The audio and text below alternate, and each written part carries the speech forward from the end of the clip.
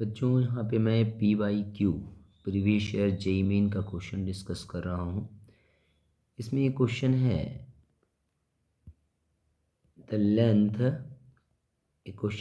Length of a wire is made double and radius is half of the respective values, then the Young's modulus of the material of the wire will be। Length को double कर दिया है और radius को half कर दिया है, तो इससे यंग्स मॉडुलस पे क्या फ़र्क पड़ेगा? रिमेन्स द सेम रहेगा, becomes 8 times it initial value हो जाएगा, बिकम्स 1/4 ऑफ इनिशियल वैल्यू हो जाएगा and becomes 4 times of initial value होगा।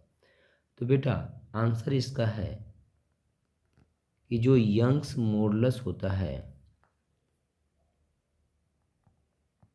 Young's modulus of a wire जो है बेटा, वो डिपेंड ही नहीं करता है ये सब चीज़ों पे कि एरिया कितना कर रहे हो, रेडियस कितना कर रहे हो, इस पर डिपेंड नहीं करता है। Young's modulus of a wire depends on the nature of its material. Material के नेचर पे डिपेंड करता है बेटा, and not on its dimensions. तो ये मटेरियल जो है यंग्स मॉडुलस है, वो मटेरियल के नेचर पे डिपेंड करता है, ये डायमेंशन पे डिपेंड नहीं करता है। तो कौन सा ऑप्शन होगा इसका correct? Remains the same, remains the same रहेगा बेटा, यंग्स मॉडुलस में कोई चेंज नहीं होगा। नेक्स्ट क्वेश्चन, नेक्स्ट क्वेश्चन है बेटा, इसमें गिवन है 2 wires of same length and radius, same length है and radius, are joined end to end and loaded. The Young's moduli of the materials of the two wires are y1 and y2. If the combination behaves as a single wire, then its Young's modulus will be। तो हम जानते हैं बेटा कि Young's modulus जो होता है stress upon strain होता है। So this is equal to F upon A, force upon area, this is the stress, and L upon कितना होता है? डेल्टा L होता है। So what is delta L बेटा? So delta L is equal to FL upon A into कितना हो जाएगा? Y हो जाएगा। तो अगर सीरीज में कंबाइन करोगे तो टोटल जो लेंथ आएगा increment, so delta L1 plus delta L2 and this is equal to delta L। पहले वाले में जो इंक्रीमेंट आया डेल्टा L1, दूसरे वाले में जो इंक्रीमेंट आया this is delta L2 and this is equal to कितना हो जाएगा? डेल्टा L हो जाएगा। सो डेल्टा L कितना हो जाएगा बेटा? F इंटू 2L, क्योंकि लेंथ उसका फोर्स तो F ही लगेगा, लेकिन लेंथ कितना हो जाएगा? डबल हो जाएगा, into area A into Young's modulus कितना? Y ले लेते हैं।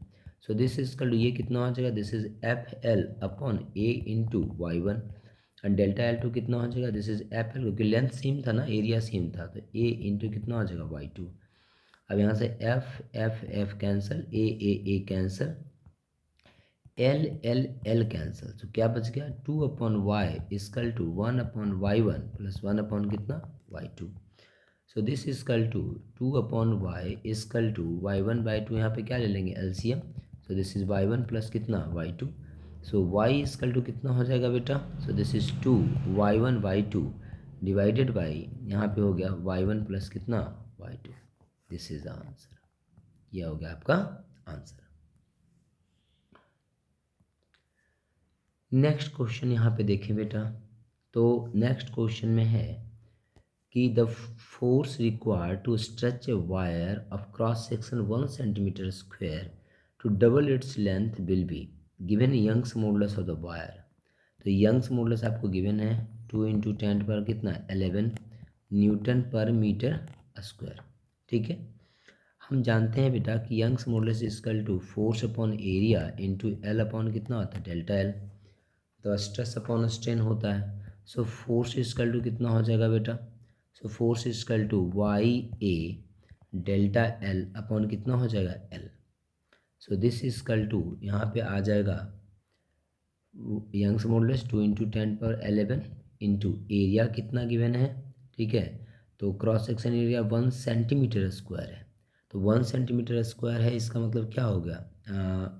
1 इंटू 10⁻⁻4 मीटर स्क्वायर के टर्म में, इंटू लेंथ कितना? L,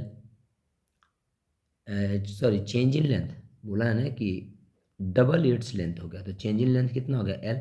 तो ओरिजिनल लेंथ अगर L था तो चेंज इन लेंथ कितना हो गया, मतलब कि फाइनल लेंथ हो गया 2L, तो चेंज इन लेंथ कितना हो गया, L हो गया।